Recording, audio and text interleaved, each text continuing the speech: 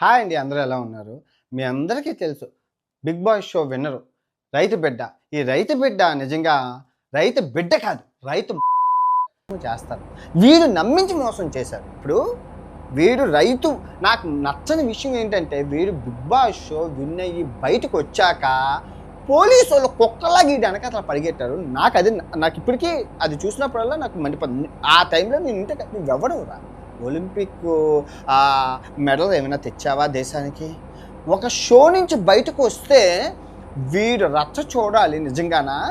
ఆ బస్సులు తగలబెట్టడం, కార్లు కాల్చడం, తన్నడం, కొట్టడం. వీడు పోలీసులు హెచ్చరించిన వీడియో పోలీసులు వీడియో తీయడం ఏంటి నాకు తెలియకూడతాను. నువ్వెవరివి? ప్రైజ్ మనీ రైతులకు ఇస్తానన్నాడు, ఇచ్చాడా? అది నీ money, okay, no problem, no issue. కానీ నువ్వు చేసింది ఏంటి? నిన్ను ఎందుకు గెలిపించావు? దేశానికి వెన్నుముక, రైతుకి వెన్నుముక, రైతుని నుంచో పెడతాను, రైతుని తొంగో పెడతానని చెప్పి ఇప్పుడు బెట్టింగ్ యాప్లో ప్రమోట్ చేస్తావా? నిజంగా చెప్తున్నానండి, వీడు కనబడితే నో డౌట్ గుండు కొట్టి గడ్డం గీసి సున్నం కొట్టి పెట్టి ఊరేగించాడు. నా కొడుకు పేడ ముద్ద కనబడితే పేడ ముద్దతో కొట్టడు, పేడ కూడా కొట్టడు. ఇప్పుడు గలీజ్గా అడుక్కొని వచ్చాడు నన్నే. ఇప్పుడు ఫర్ ఎగ్జాంపుల్ నాకు యూట్యూబ్లో మెసేజ్ పెట్టాడు, నాకు ఇది ఎవరో తెలియదు, పనికి మళ్ళీ నాకు మెసేజ్. హాయ్ గాయ్స్ అందరికీ.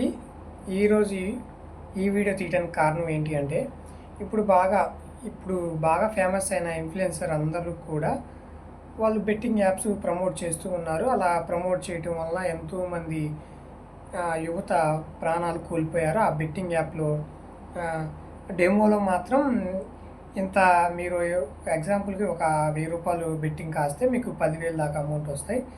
ఇట్లా ఈ విధంగా చాలామంది ఇన్ఫ్లుయెన్సర్స్ ఇప్పుడు రైతు బిడ్డ కానివ్వండి, లోకల్ బాయ్ నాని కానివ్వండి, హర్ష సాయి కానివ్వండి, ఇంకా చాలామంది ఉన్నారు, ఇమ్రాన్ బాయ్ అని చాలామంది ఫేమస్ అయిన యూట్యూబర్లు ఇలా చేస్తున్నారు. అందులో కూడా మన రైతు బిడ్డ అనే అతను మన తెలుగు వారికి ఇతను బిగ్ బాస్కి కూడా వెళ్ళున్నాడు. బిగ్ బాస్కి వెళ్ళి ఏం చెప్పాడంటే, రైతుల కోసం నేను పోరాడతాను, నాకు మీరు సపోర్ట్ చేయండి, రైతులు ఈ విధంగా ఇంత పంట పండించుకుంటూ పండగ వాటికి రేటు లేక ఆత్మహత్యలు చేసుకుంటున్నారు అట్లా అని చెప్పి అతను బిగ్ బాస్కి వెళ్తే అందరూ సపోర్ట్ చేశారు. కానీ అతను బిగ్ బాస్లో వచ్చిన అమౌంట్ అంతా కూడా రైతులకు ఇస్తా అన్నాడు. కానీ ఏ ఒక్క రూపాయి రైతులకు కాదు కదా, ఎవ్వరికి ఇవ్వలేదు, సొంతగా అతనే వాడేసుకున్నాడు. ఇప్పుడు సరేలేదంతా అయిపోయింది. కానీ బెట్టింగ్ యాప్స్ ప్రమోట్ చేయడం మొదలుపెట్టాడు మనోడు. బెట్టింగ్ యాప్స్ ప్రమోట్ చేయడం మొదలుపెట్టాడు. మన నాన్వేషణ బ్రో కూడా మెసేజ్ చేశాడు. మెసేజ్ చేస్తే ఈ మెసేజ్ ఎప్పుడు చేశాడు అంటే బిగ్ బాస్కి వెళ్ళక ముందు చేశాడు.